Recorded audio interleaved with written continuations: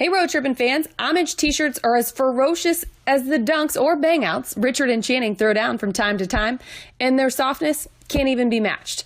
Homage has been turning back the clock with throwback tees for years.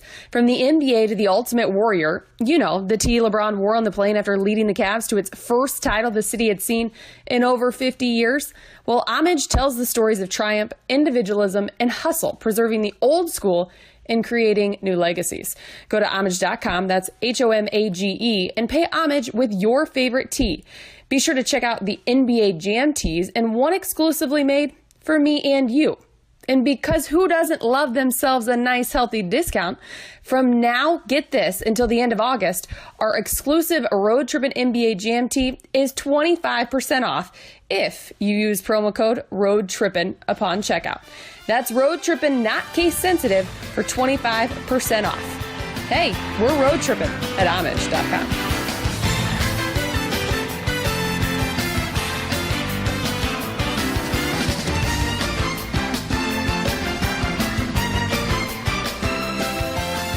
And we are recording, Geet. Are you ready for my introductions? I am ready to hear your intros. Because we have two people, RJ. Two. With us. And what's crazy about this is the first in the history of road tripping. So you are listening to it first. The first two media people. People. You don't count. Alex doesn't count. Yeah. Allie doesn't count. No. Nope. I'm talking about full-on outsiders.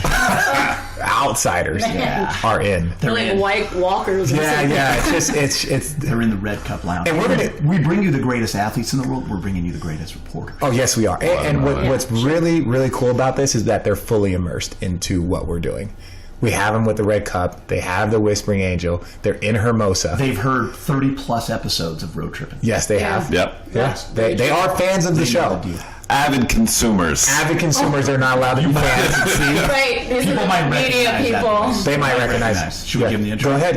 I'm going to start with the beautiful and more talented Fact. She is an ESPN features reporter, a former SportsCenter AM anchor with ESPN since 2014, former social media director for National Geographic. Can you imagine the things she's seen? She grew up in the Bronx, New York, played baseball for 10 years. Not softball, RJ, baseball. 4 for 8 lifetime versus Danny Almano. She's a Syracuse grad. Say hello to Sarina Morales. Nice, nice. I don't know about the 4 for 8, but yeah. No, that's sorry. It was 7 for an 8. Oh, right. Yeah. Exactly. 7 for 8. That's Sorry. That's and on the other side, ladies and gentlemen, covering the NBA since 2005, been with ESPN since 2009, New York Times best-selling co-author of Return of the King with the intro by Richard Jefferson. There it is. 2012 Pro Basketball Writers Association Award for Best Game Story. God, are we gonna, by the way, God, Manager of the Year 2003 Syracuse National Team, but this is the biggest one. Player at the University of Limerick 2014 in Ireland. And RJ, he had a perfect rack from the left wing in the three-point shootout at the 2009 All-Star Weekend in Phoenix. Dave McMenamin. Dave McMenamin, ladies and gentlemen. Did you just drop your mic? Yeah. What a hype, man. You definitely just dropped your mic. Turning red. He's turning red. Yeah. Mainly that is because I closed the garage door. So I think I'm going to open it again. So welcome, guys. Welcome to the Red Cup Lounge. I think that we get the introduction and then RJ leaves immediately. Cheers. Talk amongst yourselves. Yeah, we can do that. Cheers. You can hear that. Yep. So good to have you guys here It's exciting. in Manhattan Beach, Hermosa Beach right now, actually at RJ's house, the Red Cup Lounge. This is a good... Did you always want to see what the Red Cup Lounge looked like? I did. Right. I did. Yeah. A lot of memorabilia. I'm a big memorabilia guy, so I've been snooping around a little What's your bit. favorite piece? Can we not talk about the memorabilia? That's a great point. That's a great point.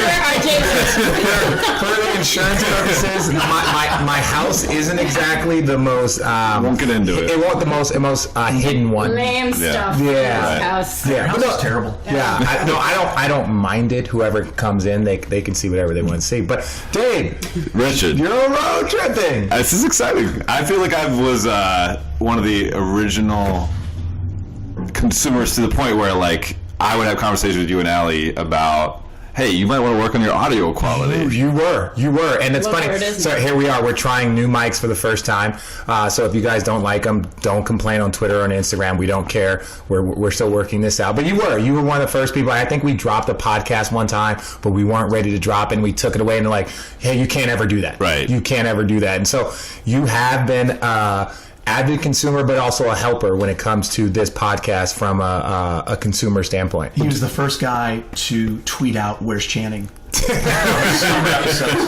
jeez. I know. Everyone keeps wanting to know where Channing is. He continues to tell everyone, even though they continue to write it, he's not coming. He's not coming. Allie will be back. Yeah, Allie will be back. But Channing's going to be here. He'll be on during the season. It's one of those things that he's got a lot going on. He had a lot going on this season, and so for him to get away from us, family, go back to Portland. He's got his hot tub out there that he's enjoying. He tells me about his fan bike and all this shit that he's doing. No. Yeah, he's a little more involved in the text chain. Lately, I've noticed. Yeah, because we started talking about free shit. We started talking about free stuff. And all of a sudden he was like, hey, by the way. Yeah, so no, Channing's involved. But, back to you guys. It was funny yesterday, and this is how this whole thing came about. We had talked about, you coming on the podcast, and yesterday you were walking on the beach, and what did you see? I was running. I saw walking. I saw you running. Get a little workout. Give me some credit. I'm sorry. You saw the old man jog. It was old man jog. It was old man jog, for sure. On the stream, that's what people do. Yeah. And tell the people out there what you saw. I saw some dominant spikes by Richard Jefferson. Mm-hmm. Yes, you did. Mm-hmm. And you guys were playing volleyball around the beach. And the first, as authentic as you claim to be. And the first thing you said was, Richard? And I was like, yeah, I told you this is what we do every day. And was it heated? I mean, it gets competitive. You guys are into it. Luke Walton's into it too. Yeah, me and Luke were we were the main hitters. Normally we'll have two hitters on each side, but the way it worked out yesterday, we were the main hitters. But he's the middle. He was my setter. You roll up and you see us kind of playing volleyball. But one of the things that people need to know is that we decided to play Tuesday volley after a long weekend. It was a long volleyball weekend. We had 6-man weekend this weekend, and it was a good weekend. We lost to Geet's team in the semis. You and Luke got a little chippy in Game 5. Oh, yeah, we got a little chippy. Somebody, I think somebody hit one against Luke. Luke fell down and decided to flip Luke off. I was talking about last night's game between you and Luke. Got a little chippy. I was talking about our Game 5 in the 6-man. I saw that point. By the way, some kid kind of talked shit to Luke. Talked a little much, and we were like, "That's fine. It's all in good fun, but just stay in your lane. Stay in your lane." So, no. Yeah, it was Game 5 was a little chippy, just because when you're out there by yourself, you're playing, you're hooping. People have been asking me for pictures because they don't really believe that we know how to play volleyball. But seriously? Yeah, I don't know if they believe me. People are just running the strand there and all of a sudden people all the time stop and take videos. They stop and take pictures. Yeah. They're so confused when they see us out there. You guys are authentic. I don't want to blow smoke, but yeah. Thank you. I mean, obviously, I worked with Geeter for years. When it comes to Lakers, I know your credentials. Yeah. And my credentials are that Geeter has taught me, and you see my proximity to the sand, and so I play 3 or 4 times a week, and when we get on the sand, we normally play for 3 or 4 hours. Far away from the sand because your memorabilia My is memorabilia, also not impressive. that's all the stuff. People know. You'd be surprised how many people in this South Bay have been in this house, in the Red Cup Lounge. We celebrate. We're not special. No, you guys are special. You guys are recording a podcast. There we go. But, we celebrated the 6-man victory here 2 years ago. 2 years ago. Okay. So, 2015. yeah, it's a good time. Fletch has won 2 of the last 3. No It's big nice deal. to have you guys here because you guys do follow the podcast, but because you guys report in the sport that we love and all over the world and all these fun things, and how did you get into this? By the way, Dave, what was your dream? I was 14 years old. I started writing for the local newspaper in my town. I was still masturbating in hand towels. I was watching American Pie. So Dave is dreaming of Pulitzer prizes. You're watching Fast Times at Ridgemont High. So I grew up a couple blocks away from Villanova University, and I covered their football team and their basketball team when I was in freshman year of high school. So I was able to cover high level sports. Basketball is always my sport that I love to play. And to shoot threes. Yeah, that's kind of Big time. Yeah, it's a very limited skill set, but it's James Jones played 14 games. It is a desirable skill set. It is, it is. And you've picked it up. It took you long enough to pick it up. A long time, and still try. Look, all I have to do is just make just enough. Right. You know, if you make just enough, it's a game changer. Yeah, you're still waiting on that one from the right wing. Yeah, one from the right wing. It hurts. It hurts. The faces that no one can see. It hurts. I'm still trying to get that one down, but we'll figure it out. Yeah, for sure. No, but so I love basketball. Yeah. It's like in my bones. And then journalism was like something I had doors open for me early, and I just kept walking through them. So you're white, so you're going to have lots of doors open for you. I'll acknowledge that for sure. White privilege is a real thing for sure. Yeah, white privilege is a real thing. I'll accept that for sure. We talk about this, like we're very aware of like white privilege and how it like affects me. Like I'm a Hispanic female working in sports and things that he gets that maybe I haven't gotten in my life because, and I still have white privilege because I'm fair skinned. So like even that I'm aware of. Actually, we were talking about Sarina and I were talking about your podcast. The beauty besides like just the humor of Channing. So you listen to really good produced podcasts. There's like interstitials where they'll either play a little bit of music. I don't know what that word means. You Arizona? The bonding of one segment to another. So maybe be a little like musical number in between conversation, or they'll take one part of the conversation and put it in between two longer conversations and mesh them together. Channing does that naturally. Yes. He makes a little weird noise. You don't even need to edit. No. He provides that. He will. His segues. Okay, we need to change topics. And you're good at that too. It's like between you and Channing, you kind of just get to the next segment. No, I thoroughly miss my guy. You know what I'm saying? Sure. As much as we pull each other's hair out and we drive each other's nuts. Look what it's done to you. I have no more hair left. I have no more. That's a very funny joke. She is funny too, people. That's good to know. But what did you do? So you went to Syracuse. So I went to Syracuse. Yeah. And you're familiar with that? I am. So the NBA does a very good job of trying to help guys with life after basketball. And so they have a broadcasting school. They have a coaching school. They have a kind of a GM school where you just go places. They have, if you want to learn about real estate or franchise ownership, like if you want to own 10 Burger Kings, they'll bring people in to help you figure this stuff out. And so I went to the Syracuse Broadcasting School for like a 2 or 3 day stretch. Shout out Newhouse. Yeah, shout out. And it's an amazing school. Iron Eagle, like Mike Tirico, like some of the biggest names. Marv Albert. Yeah, Marv Albert. And when you get there, all of a sudden you're like, oh wow, this is kind of a big deal. This is really, really cool. And so I got to sit in a studio and you got to learn and you got to figure it out. And Jerry Madelon, who is the first probably mentor I had in this kind of field, broadcasting film. He was the first person that told me, get reps. Richard, it's like you're an athlete, you know, you're well spoken, but get reps. The more comfortable you get, the more this, the more that. And so like I started doing like CBS affiliate stuff for the NCAA tournament. So when I was playing in Utah, I'd be like, hey, can I come in and just break down some games with you guys? And they were ecstatic. Sure. Right? So I tell athletes all the time, if you go to them and tell them something that you want to do, they'll jump on it. Yeah, they want it. We would talk about it every offseason. Mm-hmm. Do you remember? I mean, we would talk about the kind of the things that he was doing when you were at Golden State. You went to the local.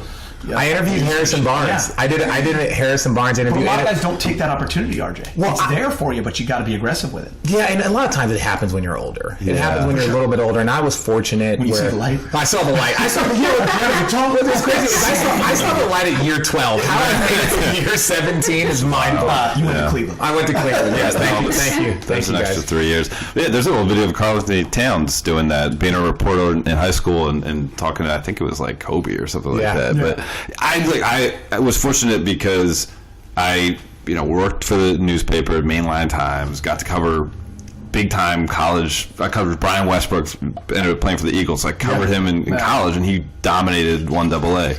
I covered Michael Bradley-led Villanova team. Actually, he might have been a transfer from Kentucky, not Arizona. Yeah. People don't leave Arizona. Yeah. You don't want to leave that school. But then I did that. I interned at a local TV station, so I kind of, and then my high school had a local access cable channel. Yeah. So I had my own sports show. So I had all this stuff before I even stepped foot on campus. And so it was easy to just to stay one-track mind. Like, I'm going to do this. Like, my first visit to Syracuse, Adam Stanko, who's a producer for Pac-12 Network, loves to tell this story. He took me to like a frat party. It was my first visit before I decided I was actually going to go there.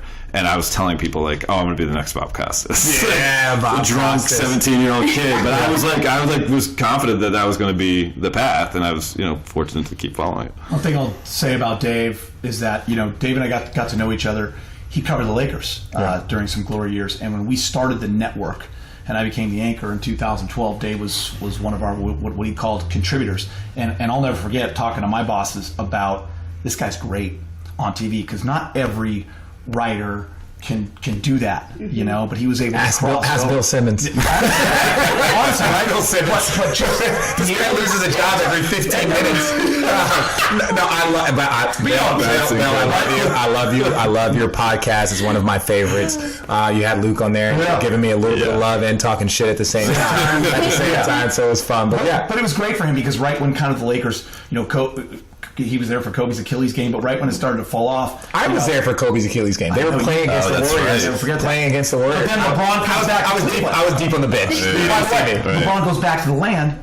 Who does ESPN move over? Yeah, Dave. So I mean, we were so bummed to lose him, but at the same time, we're like, this is going to be huge for him, because LeBron and the Cavs are going to be the story for the next who knows how many years. So for as long as he is there, they will be the story. As long as he is there. Like, Dave's story drives me insane, because we talked about this. I went to Syracuse also, but I didn't have any of the background, or like he's doing things at 14 years old. I'm more on like Richard Jefferson. Like, I'm more on like, hey,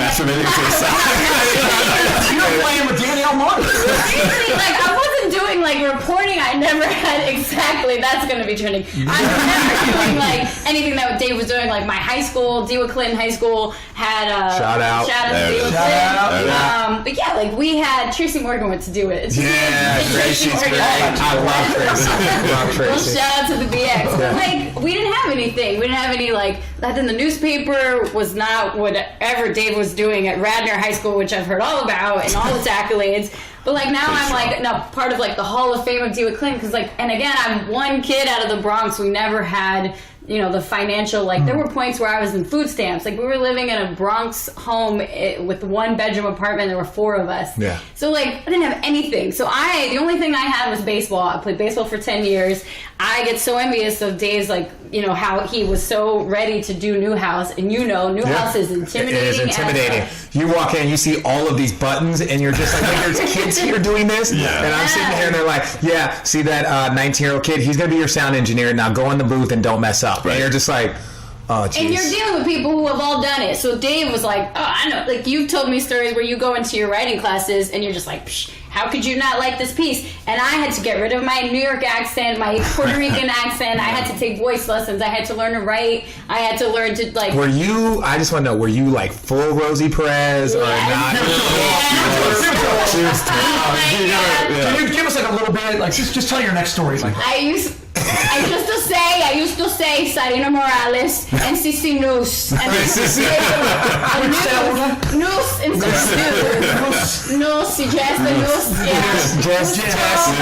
Jess. Or I'd get like super bronze and be like, yo, why are you doing that? Like, it was just like these O's and us. Your producers like bring you psychic. Professor Foe was just like, oh my gosh, what a headache you are. Like, and then again, my professors have like 9 Emmys in investigative reporting, and I'm just like, I don't know what I'm doing. And there have been times where they're like, this is not for you. And I was like, all right, good. And now, But that's one of the things that people need to understand, is that we can all be in the exact same booth in the exact same moment and come from completely different backgrounds. And that's what's cool about a team. And it's really the love of doing what you're doing that brings people together. It's like, I was a basketball player. I had no idea about broadcasting or any of this. My high school girlfriend's mom criticized me because I was doing like a high school interview. Yeah. And I was like the high school guy. And so I was doing like the sports week thing, and he was interviewing me, and I just kept like, and she like criticized me. She was like, Richard, you really have to work on this. You have to do this. And I'm just like, I don't really. Yeah, I was like, I just gotta get buckets. I was like, I just gotta get buckets. Right. No, but I understood, because at that point in time, she's like, Richard, you're way too intelligent. You're way too articulate. Like, this interview is not. And this was my high school girlfriend, Selena Collins. It was Debbie Collins. Thank you. I love you guys. But it was like they were kind of critical of me. So right in that spot, I was like, okay, I need to work on that. And even now, even when I'm doing the podcast, like when I listen to things, you go back and you're like, everyone needs a Debbie Collins, though. Everyone does. That person that's not afraid to tell you, here's what you need to do to get better. And it's hard to take criticism as well. But also, she couched it by saying you're intelligent, you're articulate, right? So that's so helpful. Yeah, we really need Debbie Collins. Yes. You know what's interesting is a couple episodes, I don't know if you know this, but he was throwing out the first pitch, which I'm pretty sure you're aware. Yeah. And I was like, dude, didn't you play Little League? And he's like, I didn't have the money to play Little League. It sounds like in the Bronx, you found a way. You found a way. Well, so the whole reason I even got into sports was we weren't allowed to watch TV when I was a kid. My mom was like, all right, enough with the Saturday morning cartoons. Get your butt to play Legos or whatever else you can do besides staring at a TV. And I was just like, I'm going to figure out the system. So my dad would come in and he'd put on the 1 o'clock Yankee games. And so I would watch that. I would like, oh, he's sitting down watching TV. And I can watch TV. I'm going to do the same thing. So I would watch Yankee games like right after Saturday morning cartoons and sit with my dad. And my dad's like, she's doing this every week. What is going on with her? And so I was like, oh, what's that white thing? He's like, that's a base. And I'm like, oh, that's cool. And so I'm like 5, 6 years old, like talking to my dad about, Don Mattingly and Paul O'Neill, like those awesome, like good days. Wait, and how proud was your dad when you were sitting there recording Derek Jeter's introduction? Oh my God. And I remember watching you do the game. That's right. Yes, I remember watching Derek Jeter Day. I know, and it was Mother's Day. My mom and Derek Jeter have the same birthday, so my mom is probably the only person that I air quote dislikes Derek Jeter because he was taking over my life as a kid growing up and watching. So it was a big day for my parents. So shout out to Angel Morales because he's a gem. But so he's like a Puerto Rican. He wanted sons and he had 2 daughters. So congratulations to him. I have 2 boys. Okay. So you put your kid in sports and your sons. And my dad, there's this Puerto Rican machismo thing. Like, oh, I can't put my daughter in sports. So my sister was like, I'm not doing the baseball thing. And so I was just like, I want to play this. So he was like, all right. So he puts me in a league. My first coach was actually a female, Oneida. So I'm 7, 8 years old. I have no idea even how to do the sports stance where you like a stance for any where your legs are apart, you're down like almost in the squat position. Like my knees were like going in. Richard was doing the 14. Sounds same thing. It's a very awkward, uncomfortable moment. So thankfully, 2 daughters, and so I started playing. And then by the first year we won the championship, which again it was like nothing, but I was like, I know how to win. And then, you go on, I played till I was 17 years old in the Bronx. So, I played against Danny Almonte. I was, legit the Monet Davis before social media had picked up. I played and this is what I was talking about before. It was so tough to play baseball as a female because once you go from 14, 15, 16, 17, those years, I'd broken my finger twice playing baseball. I was throwing out my arm because I was still playing softball for my high school because I was like, okay, I gotta get a scholarship to play. Yeah. And I popped my hamstring because I was working with these kids who, some of them, oh my God, I'm gonna forget his name. Who played Juan Carlos Perez, who has a World Series ring, practiced with me. I was practicing with kids who now are in majors, they have World Series rings. That's I was practicing with them. The pitching, they didn't pitch to me. So when I got to 15, 16, 17, I started realizing man, I'm getting really bad at playing. Yeah. And my offense was falling apart because guys were telling me, they were like, listen, we're not gonna pitch to you. If you hit the ball, we look terrible. If we hit you, we look terrible. So we'll just pitch you outside or inside and hope that you just swing and we'll walk you. So I would just stand there and walk and just let someone else get an RBI. Did you play anything in college?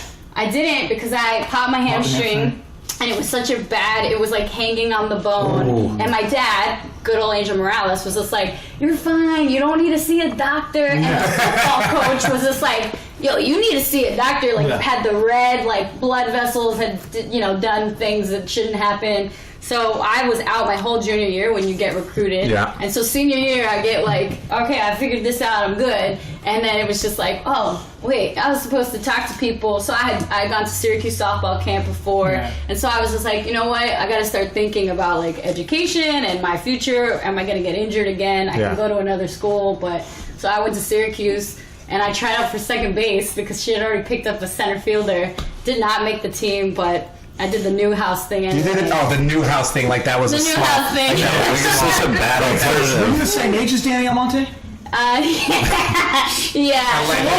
What were you thinking when he was Serena's 50. She's 50 years old. Look really good. So I knew, like, during the Little League World Series, during that whole debacle, we knew. I mean, like, there's always, like, these, oh, all right, well, whatever. I was just honestly happy that the Bronx was getting, like, there are such good baseball players that come out of the Bronx, and again, they don't have the money. Like, I used to get intimidated, and I'm like, oh my gosh, like, if I go to a softball camp or a baseball league, and I'm like, I'm not used to being around all these, like, rich white people, right? Like, I'm just not used to that, so it freaked me out being in the Bronx. And I was just it's like me covering the NBA. I'm not used to being around all these rich black people. It's really tough. But so we knew, like, maybe, but I mean, George Steinbrenner, like, we had heard stories, like, would give him, like, his cleats, like, his baseball stuff, whatever. And he went to our rival. I went to DeWitt Clinton, and he went to Monroe, which was, like, the best baseball high school you could go to. Again, a lot of kids out of there playing the majors. So, gosh. But so Richard, I've thought about athletes, right, and the exchange we go through in the media, and it's important in a sense to to grow the sport, right? ESPN pays a ton of money to broadcast the games, a way to promote the games and draw interest in the games or stories that me and my colleagues will write, and some of it becomes rote because it's an 82 game season. But was there a point in your career where you're like, I enjoy this exchange? Because some guys, like, I had one editor tell me, I went to a wedding for Jonathan Abrams, great writer. I sat with one of his former editors, LA Times, at my wedding table, and he's like, 33% of the players are going to love you, 33% of the players are going to hate you, and 33% won't give a fuck about what you do. But when did you, like, start to realize that there is some value or maybe get something out of it yourself? No, that's a good question, Dave. I think for me, I think my first kind of realization of how powerful and strong it was is that I was drafted in New York by the Nets. And so all of a sudden, the first thing you hear is that New York media. Right. Watch what you say. Watch for this. Be careful. Now, mind you, we were very successful and there was a lot of stuff, but the Knicks were also terrible. So everything kind of gravitated towards, okay, well, the Nets are still playing. But that was really it. It was really just being in the New York media and understanding that, and this was before social media, so everyone was so dependent on, newspapers, the Post, the Times, the Star-Ledger, the Daily News. Everyone was so dependent on that. And so that's when I kind of had that first kind of realization how powerful the media and the voice of athletes and reporters really are. Sarina and Dave will understand what I'm saying. And I it's funny that you and I have never talked about this, even off camera when we're hanging out in that wonderful jacuzzi under deck. We talk about a lot of things up there. But it always amazes me, RJ, how many young guys don't get how important it is to be able to do interviews after games, how they act after losses. And we always wonder, like, is there anybody in the locker room? Is it a coach? Who is it? Is it PR that says, dude, you're killing yourself, and here's why it matters, because of what it can do for you? Or is it just like, dude, I get paid, I don't care. It baffles me. So I want to know, like, from your athlete's point, and I understand that it can be taxing, it can be annoying. I get all that. But at the end of the day, it's necessary, it goes with it. Well, no, I agree. But one of the things that we talk about is we give, you guys know, that's the cool thing about this platform is that most of the time we just give those 10-second answers. There's no time. But there's no time. Both teams played hard. My teammates, got me open for some good shots. Oh, no, it was really team defense. I can go through all the answers in a matter of about a minute and a half. Would you rather do the pop interview? No. The pop just gives you absolutely nothing. Right. And so I think... You mean playing time when you played for him? Yeah, when I played for him. Well, he had me on his team for a short amount of time. God, I love Pop. But I think it's really... I think this age group that we're all in, we're at such a unique time because we remember when it was all newspaper and Sports Center. Then we remember when social media came. And now we're starting to see a whole nother group of media kind of platforms kind of take off. And you see ESPN really changing. And that's one of the things I want to ask you guys about, because that's what people are seeing. People are seeing the ESPN layoffs. People are seeing what's going on and how it's affecting really a community, because you move up to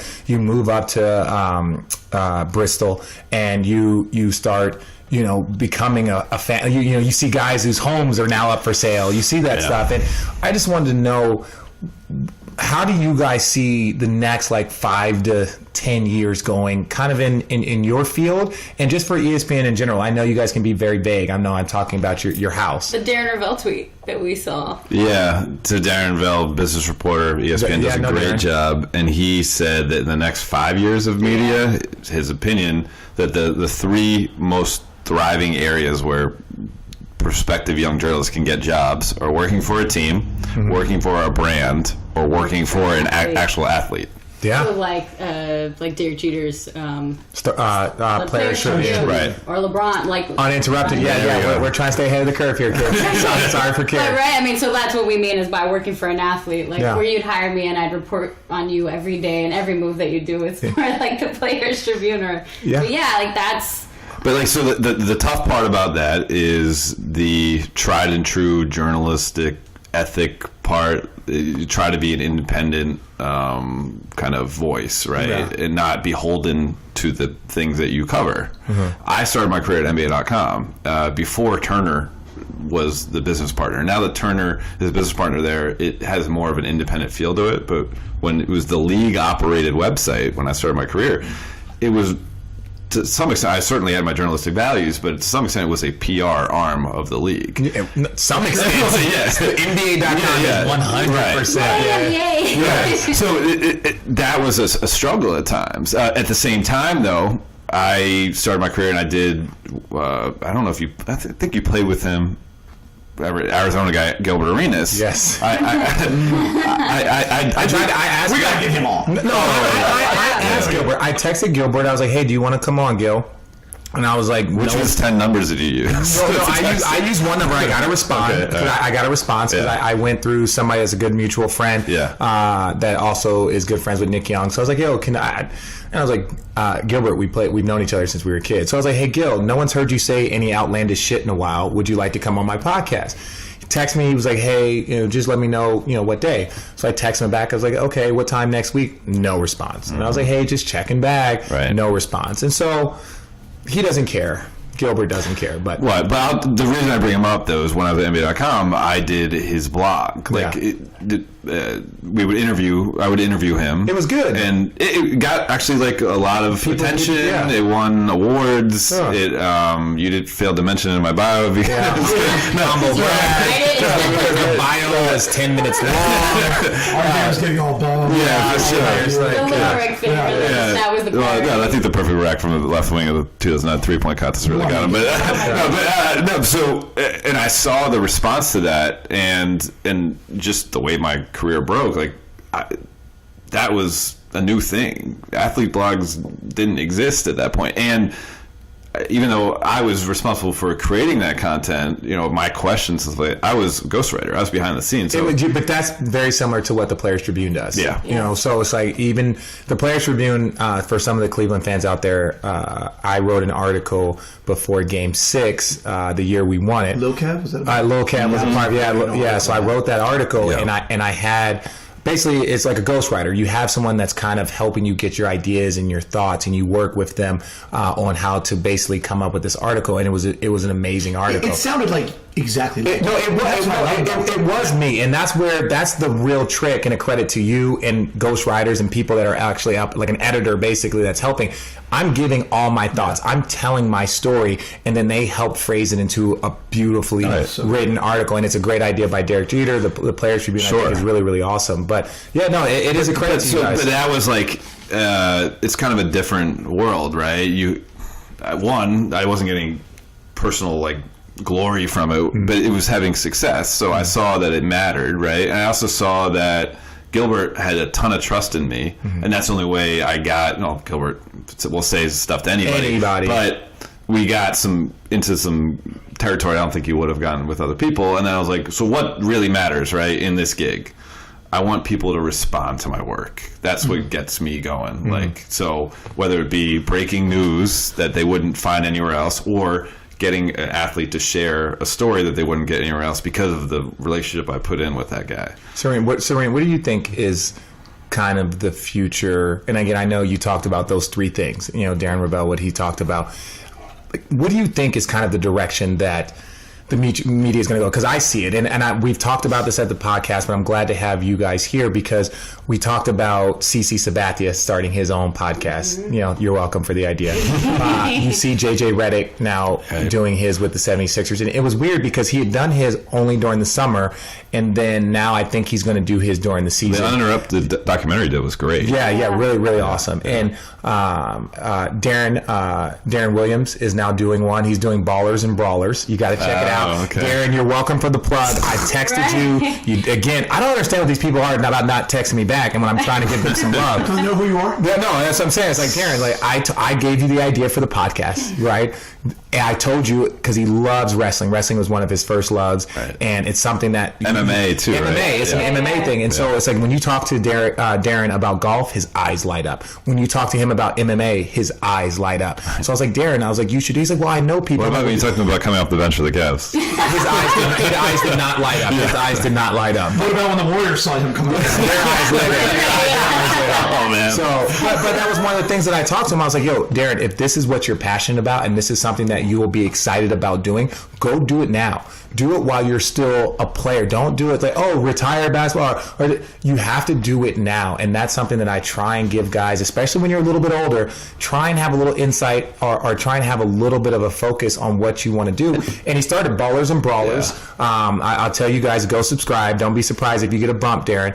But no, I think it's a really cool podcast because you have a basketball player who loves MMA and they have some MMA guys, but he knows he has his own gym, he has all this other stuff. And so you kind of see guys going into realms that are familiar and stuff that they enjoy. And the player can benefit from the machine. Yes. Absolutely. Right? Like, you're an interesting guy, but 2 years from now, the stuff you say will be less interesting because you won't be on a marquee team. And I will not be an actual player. Right. I will not be a player. Right. And that's Who's like in the grind. who's in the grind. There's a level. Keep playing. I'm only still playing basketball purely for this podcast so I can have access. I want to grow this thing as big as possible, even if people don't even know that I'm playing anymore. Like, that's the whole reason. But no, it is true. Like, growing this thing and doing this, the access that I have to my teammates and the fact that my teammates are willing to come in and come on and talk, also because they know that I'm a part of the grind. They know that basketball is the most important thing to me. They know that I'm going to bust my ass and that I'm there every day doing whatever I can to try and help the team. So for them to sit down with one of their friends or one of their peers and shoot the shit, it's easy for them, you know, and so that's something that I would tell anybody. If you're within a kind of a special realm and there's something, you know, be, like you said, use the machine. Use the machine as long as you can, because once you're on the outside, you become an outsider. Right. Like, we were able to get Mike Trout. You know, Mike Trout came on, athlete to athlete, and I can shoot the shit with him. Comfortable and way more awesome than we all expected. Yeah. Because Not I remember, that there's. Oh, go. You know, I was saying because I covered him his rookie year, and you know, quick answers, and then he came in. You know, he sees RJ, sees the ring, they talk, and we're on our way. Right? Yeah. Not that like athlete, like once you retire, you know, in 100 years, that you're not going to be valuable because it's like ESPN has, you know, NBA former players, like so it's not that isn't valuable. I think that I watched this Vice piece that Barack Obama did right before he ended his term, and he talked about why things are so separate in Republicans and Democrats, and it's not more middle ground, is because a lot of newspapers or you know, now online, anything like publications, they swing one way or another, so you can choose what information you get which only reinforces the information that you have in your head. And so I think there is a huge value to CNN, the New York Times, things that, you know, as possible, as much as possible, skew to cover everything. ESPN covers everything and is the main, you know, point of contact. The good and the bad. Yes, the good and the bad. But, you know, so we have that. But then I also think, right, then you get players' perspectives with their podcast, and then ESPN will pick up something that you say, or, you know, that Channing makes a noise or something, but they will pick up on it and, you know, put that out to the rest. Like, I think it's more of a... And then it's on. Yeah, can I say something really weird and kind of funny? Is someone pointed this out to me the other day, and I want to hear your guys' perspective. Yeah. Like, it's so weird when because of the podcast, and we're getting this information from you guys, like directly from the source, right? You guys can talk, you're telling stories, there's this, there's that. But what happens is that ESPN gives you credit. So when they were using content from one of the podcasts, they'll be from Road Tripping podcasts, right? So they give us credit, which only grows us and more powerful. It grows the podcast. And it's not just ours. It could be Bill Simmons. It could be, any independent podcast person. But then all of a sudden, you're actually growing your competitor. Right. You're growing your competitor, because then all of a sudden it's like, okay, well, if these guys are the ones breaking the news, like Wojciechowski, if these guys are the ones breaking the news, why am I going here? Wojciechowski does golf. Wojciechowski does basketball. But that's what I'm saying. It's like they're actually, the machine is helping to grow a competitor, right? And I mean, in a small, I'm not saying we're a competitor to ESPN, but I'm just saying it's like, the point is that you have these independent news places like podcasts, like blogs, and because ESPN or whoever is getting information from them, they are growing them, right? In a time where ESPN is somewhat kind of not struggling like they're still the powerhouse, but they're still trying to navigate the future of media and what's the best way to attack it. Right, but then, so I think, and I can't speak for all my bosses. Yes, you can. You can speak for all of them. But I can say this, though. If something is, if it has it, right? Yeah. You want to acknowledge it. Yeah. You want to be like, we know what it is. And that's fair. And all of it might not be from us, but we can at least aggregate the things that you should know as a sports fan. Mm-hmm. And I, not blowing smoke, I think your podcast is great. It's groundbreaking. We did the piece for doing my job, it's super helpful, because I learn all sorts of things about you guys that I can follow up with questions later on. He doesn't have the time to do it in his day-to-day, right? Yeah. He gets like the media access really is. And what's so frustrating. And I want to tell everybody here, because there's a couple more points that I want to talk before we get towards the end, is that it is funny. You were one of the first to actually listen to our podcast and then follow up with stories. That's why he's really good. No, he's really good. And I'm being dead serious when I say that there's a reason why these two individuals are the first ones from that side on our podcast, right? It's because you guys have a perspective. You guys come to it with a very mindset, not of, oh, what are these guys doing? It's like, okay, well, how can I best use this to give information to the fans? Right. Like, for people that might not listen to the podcast, might not be into the podcast, might not have an hour, how can I take 5 or 10 minutes and write an article that someone might read on ESPN? Yeah, so it's symbiotic in a way, right? Like, he uses such awesome words. That means it helps each other. It's like I got a thesaurus out. It's the words that he uses. It's amazing. It's in the red cup room. And uses this when he's like a couple glasses deep. He's like symbiotic, and I'm just like, gosh. Get serious for a second. Give us serious. What was it like for you guys today when ESPN was letting go of 100 people over those couple of days? I mean, friends, colleagues, how tough was that? So Dave was not at ESPN. I was at ESPN. Like, she's at Bristol. I was working for ESPN. She's in Bristol. You were there. Yeah. It was shocking, as it would be. It was tough for everyone. Like, the people that were laid off, the people that weren't laid off, the people that were giving the layoffs. It was a very, very difficult day. And again, to me, like, and I have a social media background, so, like, I understand how things are changing. You're going to clink it harder. I'm sorry, I got to clink it harder than that. Fill her up when she's going deep like that. I wanted to give her a little bit more. I have a social media background. I worked at National Geographic. I was a blogger, reporter for Nike. So, as Dave was the reporter, blogger, NBA, right? Like, doing the brand thing. Like, I was also doing the brand thing at Nike, interviewing Nike athletes. I think it's more of how we utilize each person and how, obviously very heartbreaking. You've seen that across the board, and everybody, like, it was evident, so I'm not breaking news there, but it was difficult. But I was relocated to now doing features, so I was anchoring every morning, waking up at 3:00 in the morning, and that was awesome. I worked with a great team, and then I'm doing features, and one of the features I did was with you guys. Yeah, let's go. But again, like, I think it's like reutilizing, like, the talent that's there. Like, for me, I'm big on social media. That's what obviously attracted the podcast to me. People operate differently. And I think that's how ESPN is thinking. Like, we're operating differently. So can that person, like, my job on a feature, I'm going out, I'm doing social media for it, I'm writing the piece, I'm interviewing whoever I can for a piece, like Prince Night, for example. Went to Prince Night in Minnesota. It was awesome. They gave away these really cool exclusive umbrellas. Went there, spoke to the skipper, Brian Dozier, Paul Molitor, the skipper, did interviews with the fans, and then that night wrote this feature piece that was a couple minutes long, but I threw in every Prince reference I possibly could. Yeah. And I did 3 live hits that Friday, and then the next morning I did 3 live hits. One of them was to wrap the piece that I did with you guys, I think, yeah. And then one was I wrapped an NBA Finals piece that I did, but I did 3 live hits that morning or that evening, 3 live hits the next day, and the piece. They really use using you. You are working, and so I went from the NBA Finals Game 5 to doing Prince Night. So again, they're just reutilizing. I could have been I could anchor, but I also feel like I'm getting to talk to the players now. You're in it. Exactly, and that's what social media does. That's what podcasts do, right? That's a different. Go Bronx, girl. Go Bronx.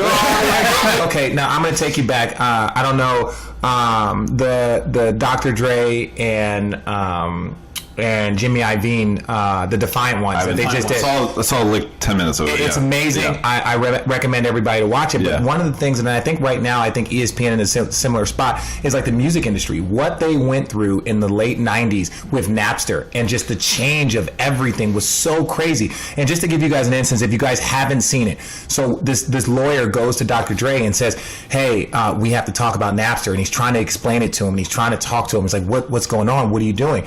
And he was like, well, just show it to me. Dr. Dre was like, well, just show it to me. So he went to a computer, typed in Napster, and typed in Dr. Dre, and 20,000 files show up. And he's like, Dre, all of this music is for free everywhere in the world, right? And so it's like... You don't make a dime. You don't make a dime off of this. And that's one of the things, so the music industry went from, its most profitable time to a nosedive. Nader. Nada. And so it was and so that's what I'm saying, ESPN. It's people used to go to ESPN for highlights. And it was like the newspaper, similar to print, is going through a very difficult time. They had to go digital because you would go and you would watch the late Sports Center, or you would watch the early morning Sports Center, and you would be caught up. You could walk into your day and be able to talk about whatever happened the night before. And it's just, but now you have House of Highlights. And I tell people all the time, we go into our locker room at halftime, and if someone has a monster dunk or something crazy in the first half, we can watch it on our phones in halftime. And the leagues are losing money because of Napster, right? Because losing money. Dr. Dre was losing money because of Napster, and the game changed, right? And it's similar to what's going on right now at ESPN. In my opinion, my humble opinion, is that people can watch highlights from everywhere. It's happening across the board. It's happening across the board, and it's the internet changed music for crazily in the last 10 to 15 years. And I think right now in sports, and obviously live sports will always be key, and that's why ESPN has to pay a premium for live sports to keep that content. But as far as their other content like Sports Centers and stuff, it becomes difficult. Well, I'll say this though. So ESPN has recognized that people consume X% of their media on their phone. Yeah. And so the ESPN app is, not to be a shill for my company, it's a really good app, right? Yeah. You can watch live sports. ESPN, they're probably just going it on the phone more. Right. I more say it from a standpoint of Instagram. If you're scrolling your Instagram and you follow House of Highlights, sure. If you follow Bleacher that's Report, an Adam Silver issue too. If you really believe it's cannibalizing, Adam Silver does not cut down YouTube highlight mixtapes.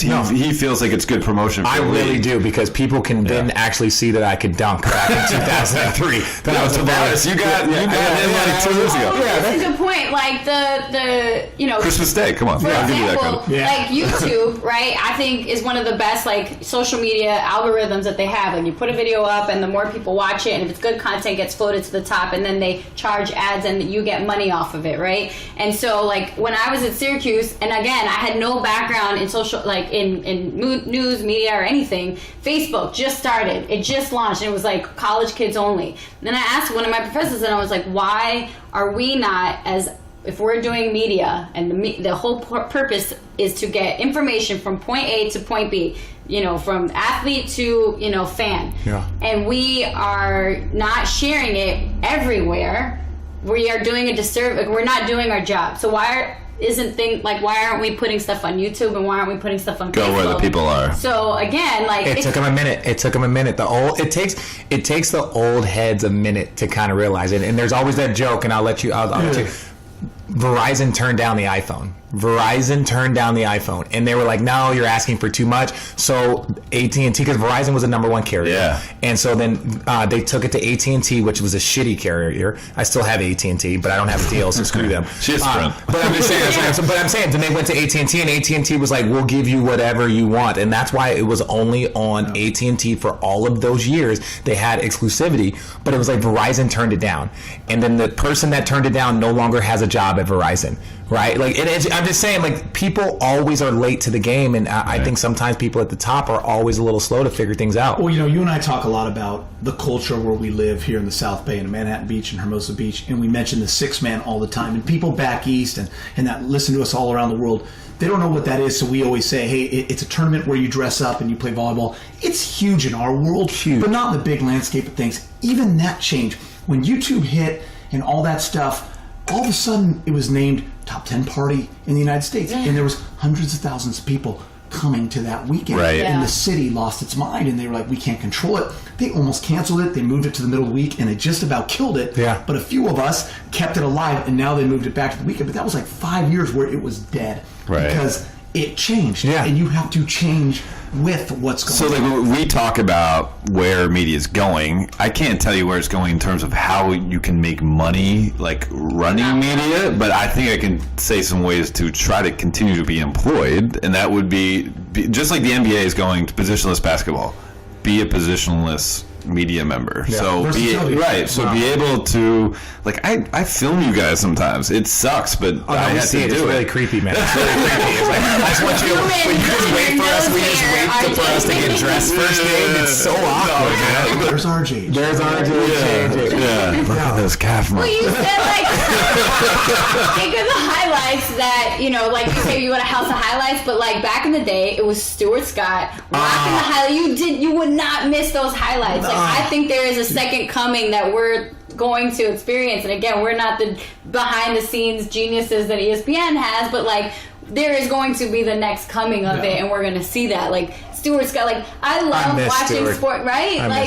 Stu Scott, Dan Patrick, Craig Kilborn, they became famous. They became famous for how they gave it. But how they gave the highlights. So wouldn't you rather watch that highlight versus a house of highlights? Because it is like, so Max Bredas is one of, like, I freaking love him. Love Max. He does. And shout out to Max Bredas, but he does highlights like almost the way that like I miss the Stuart Scott. Like, and the kids don't. The kids, and again, I know we can talk about back in the day, but they don't realize it's like Stuart Scott. I shit you not. Right. One of my you have these. They always talk about athletes. When was one of your major league moments? And one of my NBA moments is when I heard Stuart Scott, probably my third or fourth year, say, It's not a SportsCenter highlight unless we have a Richard Jefferson highlight. And I lost my shit. And it was like, I used to do this. I used to go home, right? I used to go home and I used to put on ESPN News, because ESPN News was an every 30-minute clip, right? Mm-hmm. So we would drink and party, right? With ESPN News on repeat. On. You'd watch it on Drink College. Yeah, I would watch it. We would drink and party. No, this was when I was at the NBA. But we didn't have cable in college. So Arizona. So I would get home and I would watch it, and I would just put it on before we would go out, because I would want to see the highlights for the game. And I played with Vince, I played with Jay Kidd, I played with Kinnan. We had really good teams, and so it was like to hear Stuart Scott because I grew up watching him, and so to hear Stuart Scott give his like marquee line, because Vince Carter, he used to say it about it's not a SportsCenter highlight unless we have a Vince Carter highlight, right. And you're just like, to hear him say that about me. And I had friends text me, it was like, Richard, you've officially made it. You've made it. And so yes, I agree. There needs to be that evolution, and I'm waiting for those kind of people to come about that are just so key to how you watch sports and how you get that information, and you should never lose that. But yeah, it's a unique time, and I'm interested to see how it kind of floats around. And then beyond being versatile, I think being authentic to like a place or time. So like, Geeter, you are a South Bay native, like, and you are entrenched in the culture. You cover the only team that matters in this area. Yeah. No offense to anything else, but like it is. Suck. but then the volleyball community likes that you got the Lakers community, like Lakers connection, and the Lakers like you get and that's the team I grew up loving. Right. That's the other way you can do it. I think if you go that path, I mean, it's not easy, but like as long as you are authentic, you will have a chance, I think, because people respond to authentic people. What we are trying to do in the media is have people respond to what we do. Yeah. Right. So how can you do that? One, perhaps by being like a sprinkler system that you shoot out all sorts of different information in various platforms, or you are just something that, moth to a flame, like people are attracted to, what you present. Yeah. No, I it's funny that you got, like, again, I'll kind of bring it back full circle. It's like the Darren Ravel. It's like working for an athlete. And I think I would never work for you, Rick. No, and don't. I couldn't afford you. Do. You do. And you don't get paid. That's how I know we're friends, because we literally make, people don't understand. It's like we've had some advertisers on this, but we make no money. We make no money. But this is more. But don't we love it. Channing that. No, Channing gets free shit. So we don't, like, that's the thing. We don't have to pay Channing as long as we can give him free stuff. That's all that matters. But like you said, it's like working for an athlete or athlete-driven content, and I personally think that's somewhat of the future, not like the whole future, but I think that's an aspect to it. You want to be able to have athletes give content straight. So you have Twitter, Instagram, and Facebook where guys can get on there and say, well, this guy said this, but this is actually what happened. That wasn't around when I came into this league, right? Like you would ask a reporter to go and do a retraction, and it would be on the fourth page and like the bottom of the thing, and it'd be 2 letters of a retraction. Little Rich just got here in case you guys don't hear his stomping and shit. By the way, it's going to get really sideways, so we're going to have to get out of here quick. But yeah, I think lit right now. I think athlete-driven content is really, really key. Is that the authenticity that we're looking for? Yes. Your kids coming in, like, again, like, I think that's the trend, right? Like, I am authentic. I act the same way with you because now. You're from the Bronx. That's something that you guys pride yourself on. You can't. Lessons didn't work, right? Well, no, it's the more out. There's the things that I've learned. The more alcohol you consume, and the more mad someone gets, is when the real person comes in. Of someone, driving. It's amazing. Every show, I start to get geeky and ask a question that I really want to know because I love sports, and Rich will go, dude, that's not what we're not talking about that. So I'm going to do that right now, and he'll probably cut me off. Yeah, most likely. You covered Kobe and LeBron. To me, man. that is pretty special because I don't care about lists and all that stuff. I don't care where it ends. They're going to be 2 of the greatest of all time. What was that like covering both those guys and just how different they are? In their prime. So in their prime. Yeah. Good job, Rich. You do like this. I'm just trying to help you. I'm trying to help you. The biggest similarity to me that I see from the limited interaction in grand scheme of things I have with them versus they don't have podcasts. They don't have podcasts. Right, exactly. But they're both extremely mentally tough. And they have such a high standard for what they want to achieve in their craft, and they don't give themselves days off. Like they're not going to be hungover on the couch like a lot of regular people would be, or whatever. So that's the thing I hate about LeBron. When I follow him, I'm like hungover on the couch, and I see LeBron in the gym. It's just like those are the days I wish I wasn't his teammate, because then I was just like, God, I need to. Do you keep it. ever see him though affected by the social media in general versus like Kobe didn't really have that part of his career. Like he was like proud that he wasn't on Twitter for a while. Right. So like I'm curious, like man, because mentally tough. Kobe, LeBron, they got to deal with that later on in their career. Like now, it's so tweet is like blown up. Yeah, it's so crazy because I'm bridging like these two kind of generational gaps, right? Like I know I'm on my way out. I'm not ashamed. I can't believe I made it this far. Yeah. Every day I'm just like, wow, like how are you guys still? How am I still here? Right. So for all the people that tell me like Richard, you should retire, it's like I agree. I should retire, but I'm still here because I love this job and I have still do it. Yeah, and I have great teammates and people that I care about, and I'll still dunk on everyone, and I kind of wink at them like it's technical, no big deal. But you're right. It's what, Little Rich? Where's the clink? What, Little Rich? Come here, Little Rich. What up, buddy? Are you gonna talk on the mic? No, don't grab it. Are you gonna talk? Are you gonna say "Let's go Cavs"? Let's go Cavs. Let's go Cavs. Let's go Cavs. Yeah. Yeah. Okay, now go with mommy. Okay, You that's did it. your That's it. job. You did your job. You're Almost done, but Dave's going to say something really important. I'll just say this because you know when you like meet somebody and everyone's like that guy's a asshole or whatever, and you're like, oh, he's always been cool with me, right? Right. But so you can only like judge someone through that. People say that on me all the time. But It's like, fine. I had a good experience with Kobe, but I came into him in I think he was year 12 already of his career, and I was like 25. Like I wasn't Threatening. No, I didn't know what I was doing, quite frankly. Like, I had a good job, but I didn't understand the gig. So by the time I started coming to LeBron, like, we're only a year and a half apart in age. Yeah. Like, I know all the marquee high school players that when he was a marquee high school player, because we were in high school at the same time. Okay. So there's a more of, like, just like connection. And so I was able to just feel like a better, even though, like, it's ridiculous for me to say this, but, like, we're more on the same level. You are. Right.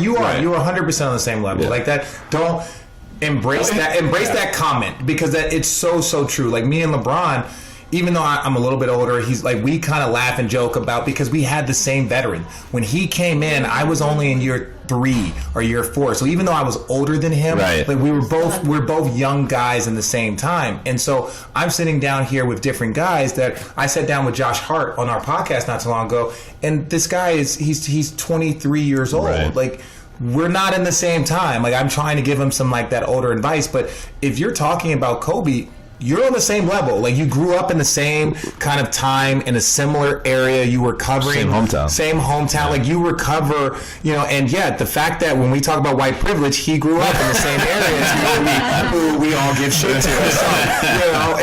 So, embrace that comment. That's true. Right. It is true because, and I'm going to tell you from our perspective, it gives validity to what you're saying. Not saying that you need any extra accolades or anything, but it's like I understand a little bit. It's like, I understood Kobe a little bit differently because we were from a similar area and I could relate to a pizza joint or a restaurant or something that we kind of grew up around. Right. And so I had that, but again, I didn't understand my job quite as well. Right. And so by the time I got to you guys in Cleveland, I was better at my job. And then the primary guy I covered was, this a contemporary. Did that help you, Kobe going into LeBron?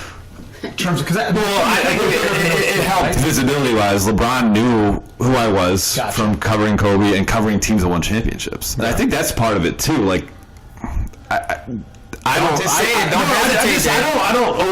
try not to overreact about stuff because it's a long fucking season. Yeah. It's too long, and there's going to be times where it gets high and times where it gets low, but like that has very little bearing on what's going to happen in the postseason, especially for a team that's built to win a championship and has the talent to win a championship. So you're saying when we only win 50 games, you're not going to criticize us?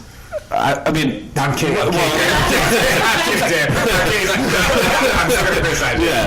But there's times when you don't go too far down that road because it's just ridiculous, right? And so I don't know. I think covering Kobe though helped me cover LeBron because I try to put myself in your guys' shoes and understand the type of life you live. Me and you have argued. Yeah, we have. Just recently. Yeah. Well, no, because one of the things that I say, I feel like as long as you have a good relationship with someone, even if they're in another field, like Dave covers us, he has a job to do.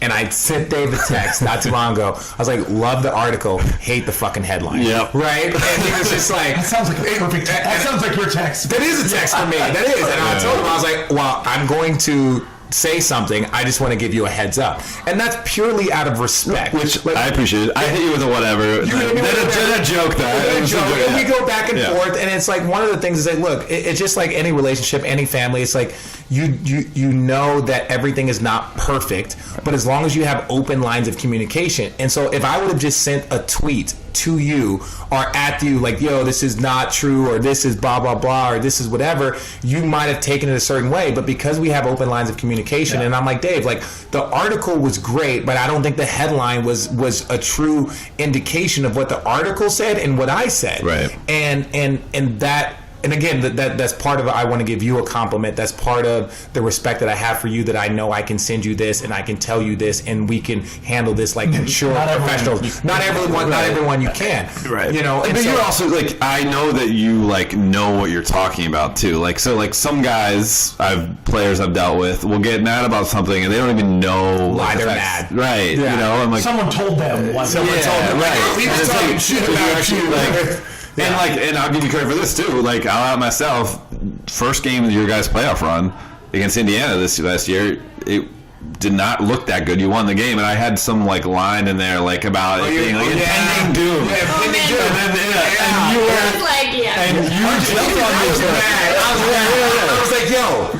We won the game, and there was a couple other teams that lost games, right? Like a couple other teams, Boston lost, maybe they were down 0-2. They were down 0-2. Boston lost, and somebody else lost. And I was like, hey, this impending doom that you're talking about, there's a couple other teams that are down 0-1, and we're up 1-0. I don't give a shit what the impending doom is. I was like, how about you just do a wait and see versus the impending doom that's coming? You called me on it, and like obviously you guys go like 13-0. Other guys aren't good enough. I have talked to other guys, and like there's other guys, because I had that relationship when I was very, very young in New York, where it's like, we're going to talk. It was Fred Kerber. It was Om Yamnisunski, whatever. I'm going to destroy Om. Om, I love you. Yeah, great guy. But great guy. But I'm saying there's a lot of guys that I had relationships with since I was 21. Right. And we would argue, we would fight, they would write this, they would write, like, that's just part of the sport. Right. And so, like, I feel very comfortable having a conversation with you and saying, like, yo, like, what really, like, stop, because I remember this is one of the things I'll say, and then, you know, we're going to have to close out for this gets too long, is that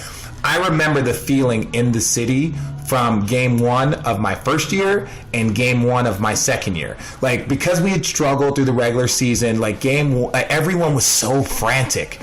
Everyone was like, yo, what are we going to do? Like, the Cavs, are we going to repeat? Everyone was the buzz in the city wasn't the same.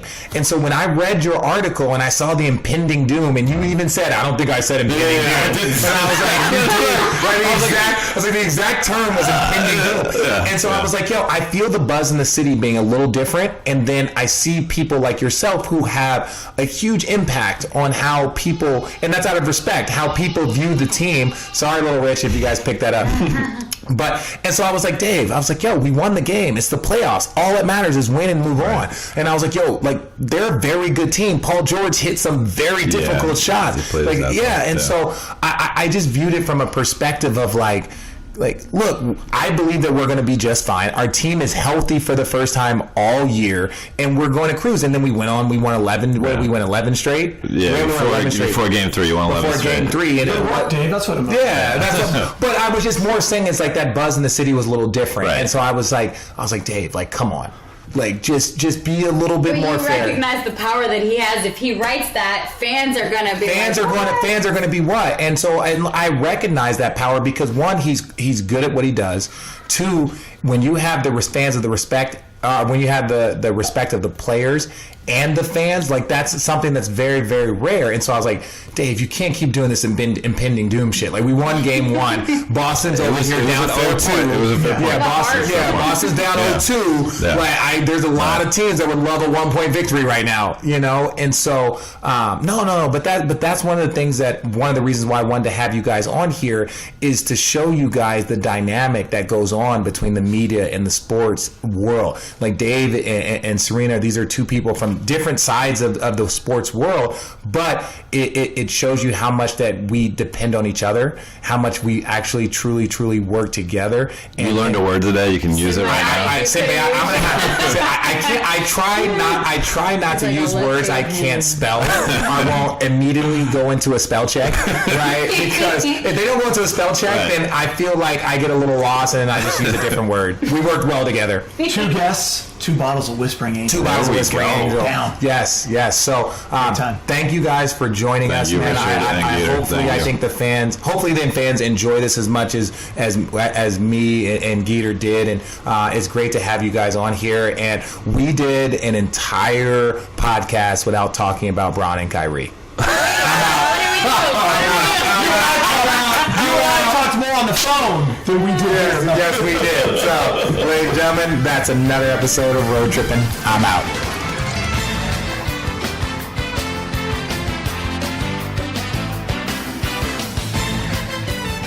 Hey, Road Trippin' fans, I'm working with a t-shirt company that you may have seen around, Homage.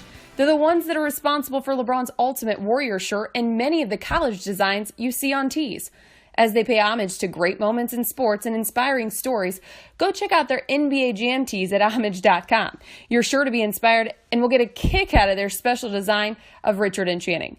Get them while they're still in stock at homage.com, and better yet, from now until the end of August, receive our exclusive Road Trippin' NBA Jam tee 25% off when using promo code ROADTRIPPIN. That's 25% off when using code ROADTRIPPIN, not case sensitive, through the end of the month. Get them while they're hot at homage.com.